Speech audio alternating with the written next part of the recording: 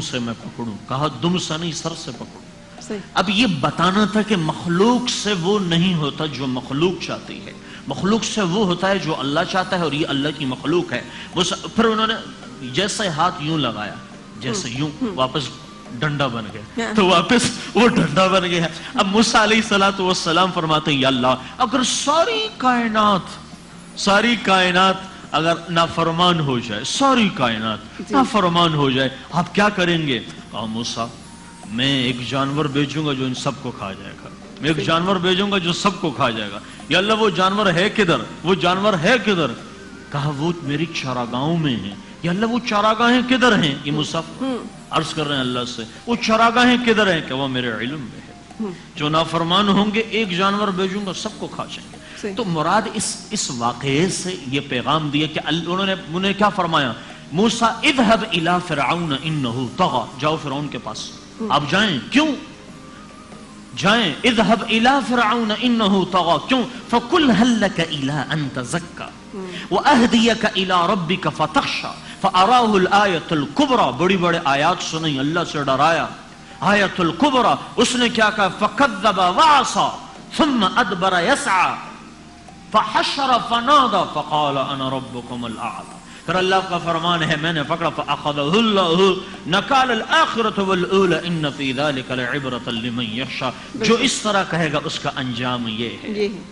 تو اب اس قصے سے ایک تو عاجزی بھی ہے، ماننا بھی ہے، اس واقعے سے اللہ کی مخلوق کا ڈر یہ بھی اس واقعے میں ہے، اللہ کی طاقت وہ بھی اس واقعے میں ہے، اللہ کی ماننا وہ بھی اس واقعے میں ہے، اور نبی کی ماننا وہ بھی اس واقعے میں ہے۔ پھر وہ چلتے چلتے جب فرعون جب دریائے نیل پر پہنچے اور کہا کہ اب چلیں، آپ آگے چلیں، جب انہوں نے دیکھا یہ تو سب، تو وہ کیا کرتا تھا؟ یا بنی اسرائیل اذکروا نعمتی التی انعمت علیکم وانی فضلتکم علی العالمین، اللہ نے بٹھایا صحراء میں، فضلت علی العالمین واتقوا یوما لا تجزی نفس عن نفس شیئا ولا يقبل منها شفاعة ولا يؤخذ منها عدل ولا هم ينصرون وإذ نجيناكم من آل فرعون يصومونكم سوء العذاب يذبحون، پھر وہ بچوں کو ذبح کرتا رہا، بچوں کو، یذبحون ابناءکم ویستحیون نساءکم، اور عورتوں کو غلام بناتا گیا، وفی ذلکم بلاء من ربکم عظیم وإذ فرقنا بکم البحر وَإِذْ فَرَقْنَا بِكُمُ الْبَحْرَ فَأَنْجَيْنَاكُمْ وَأَغْرَقْنَا آلَ فِرْعَوْنَ وَأَنْتُمْ تو اللہ نے یہ سارا واقعہ اس لیے بیان کیا ظلم کا، اور پھر اس میں بددیانتی کا، پھر اس میں اپنے آپ کو رب کہنے کا، پھر یہ سارے اقوام میں یہ چیز اطاعت پر بھی مبنی ہے۔ صحیح جی، یعنی یہ کہ جو بھی اللہ تعالیٰ کے سامنے سرکشی کرے گا، اللہ کے پیغمبر کا جی بالکل ماننے سے انکار کرے گا، بالکل اس کا ایک ہی انجام ہے، بھلے وہ نمرود ہو، بھلے وہ فرعون ہو، بھلے وہ کوئی بھی قوم ہو، وہ اپنے اسے عبرت۔ حضرت موسیٰ علیہ السلام کی جب ڈیبیٹ چل رہی تھی تو پھر باقاعدہ ایک مناظرے کی کیفیت آئی، تو فرعون کے زمانے میں جادوگر، بہت زیادہ جادو کا رواج تھا، تو اس نے اپنے جادوگروں کی پوری فوج بلا لی، اس میں بہت سارے اوریکلز بھی تھے جو اس کو پریڈکشنز بتاتے تھے، سب کو بلا لیے، اور جب حضرت موسیٰ کلیم علیہ السلام نے اپنے عصا نیچے ڈالا، وہ اژدہا بن گیا، انہوں نے اپنے رسیاں پھینکی، وہ سانپ گرے، ادھر سے یہ عصا جو ہے اژدہا بن کو سب کو ہڑپ کر گیا، لیکن چونکہ وہ سارے کے سارے ذہین تھے اس لحاظ سے کہ انہیں پتا تھا کہ جادو کیا ہوتا ہے اور معجزہ کیا ہوتا ہے، نظر بندی کیا ہے، فَأُلْقِيَ السَّحَرَةُ سَاجِدِينَ، وہ سارے کے سارے حضرت موسیٰ علیہ السلام کی عظمتوں کا اقرار کرتے ہوئے سجدہ ریز ہو گئے، سجدہ تعظیم کیا، وَقَالُوا آمَنَّا بِرَبِّ الْعَالَمِينَ، اے موسیٰ ہم آپ کے رب پر ایمان لاتے ہیں جو رب العالمین ہے۔ بے شک۔ اچھا جی، بریک لے لیں گے یہاں پہ، اور بریک کے بعد پھر آپ سے ملاقات۔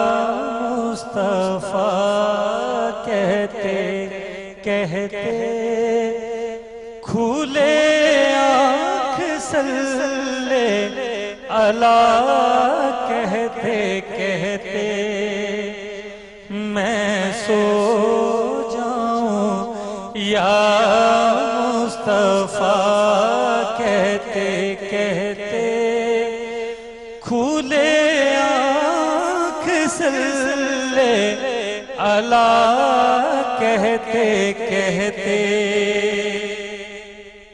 ستم پر ستم سہ گئے دشمنوں کے، سہ گئے دشمنوں کے، حبیب خدا یا خدا کہتے کہتے، یا خدا کہتے کہتے میں سو جاؤں، یا مصطفیٰ کہتے کہتے کھلے آنکھ صلی اللہ کہتے کہتے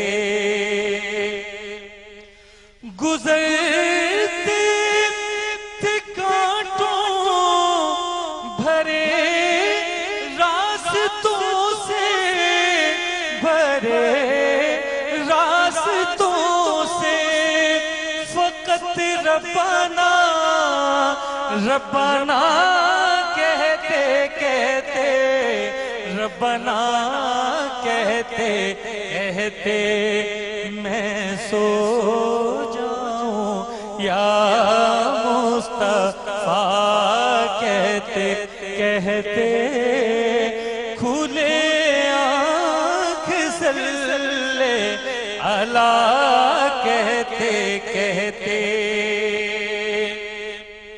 ہوئے سرخ رو آپ ہر مارکے میں،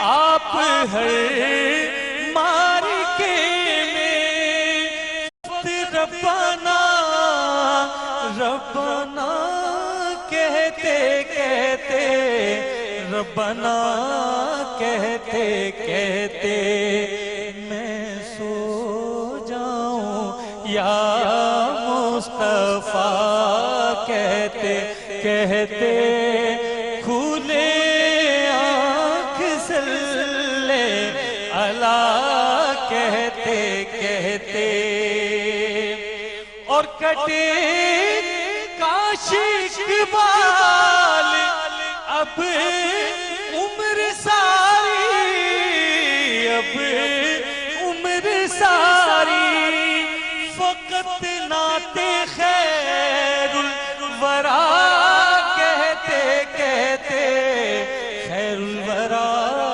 کہتے کہتے میں سو جاؤں، یا مصطفیٰ کہتے کہتے کھلے آنکھ صلی اللہ کہتے کہتے۔ سبحان اللہ، بہت بہت شکریہ تمام اصحاب کی تشریف آوری کا۔ ڈاکٹر زاہد صاحب آپ کا بہت شکریہ، مولانا جمیل آزاد جمیل صاحب آپ کا بہت شکریہ، ڈاکٹر جمیل راٹھور صاحب آپ کا بہت شکریہ۔ ان کے آخر میں جمیل، آپ کے شروع میں جمیل، اللہ جمیل و یحب الجمال، واہ واہ کیا بات ہے۔ اور فرحان صاحب انشاءاللہ آپ سے ملاقات اب رہے گی، بہت شکریہ آپ کے تشریف لانے کا بھی۔ غلام صابر صاحب کیا خوبصورت آپ نے کلام سنایا ہے، اور آپ ہماری خوبصورت قوال پارٹی کا بھی بے حد شکریہ۔ اجازت لیں گے اس دعا کے ساتھ، اللہ تعالیٰ ہمارے روزوں کو قبول و منظور فرمائے، اور یہ جو محفلیں ہیں ان کا بھی مطلب یہی ہے کہ جو تھوڑی بہت بات ہمیں سمجھ میں آ سکے، جو اگر تھوڑی بہت روح و قلب کو گرما سکے ہم، تو اس میں اپنا حصہ جو ہے ادا کریں۔ دعاؤں میں یاد رکھیے گا، انشاءاللہ کل پھر ATV اور A+ کی رمضان سحری ٹرانسمیشن رمضان عشق ہے کے ساتھ آپ سے ملاقات ہوگی، اور اللہ حافظ کہتے ہوئے میں فرحان علی وارث آپ سے کلام کی فرمائش کروں گی۔ جی جی پلیز، سلام اللہ کی شان میں پیش کر رہا ہوں۔ سورہ سورہ زہرا کا ہے، آیت آیت زہرا کی،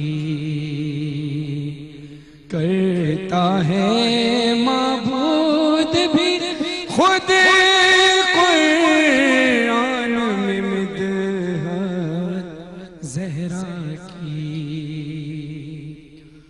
دونوں جہاں میں زینب اور عباس کا ثانی کوئی نہیں، ایک شباہت حیدر کی ہے، ایک شباہت زہرا کی. اور رسول خدا جب شہزادی کونین کے احترام میں کھڑے ہوتے تھے تو شاعر اہل بیت تقی نورانی صاحب کیا لکھتے ہیں؟ بیٹی کی تعظیم محمد کیوں کرتے تھے سوچو ذرا، دین کو جو شبیر ملا ہے یہ ہے عنایت زہرا کی. سورہ سورہ زہرا کا ہے، آیت آیت زہرا کی. دشمن کی نظروں سے اپنی آنکھوں کو محفوظ رکھو، کیونکہ تمہاری آنکھوں میں ہے خاص امانت زہرا کی. سورہ سورہ زہرا کا ہے، آیت آیت زہرا کی. اور یہ آخری شعر سماعت کیجئے گا. کرب و بلا میں اور جنا میں فرق کہاں سے لاؤ گے، یہ بھی جنت زہرا کی ہے، وہ بھی جنت زہرا کی. سورہ سورہ زہرا کا ہے، آیت آیت زہرا کی. کرتا ہے معبود بھی خود قرآن میں مدحت زہرا کی.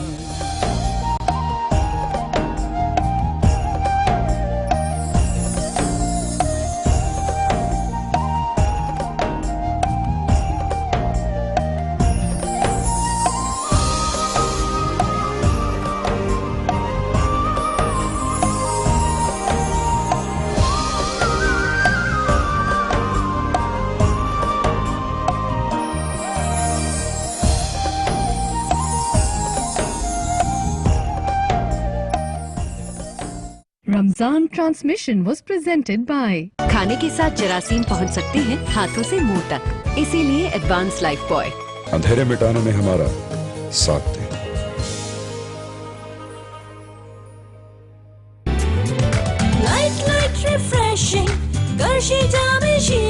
powered by نیا سرف ایکسل جو دے مشکل داغوں کی 100% صفائی.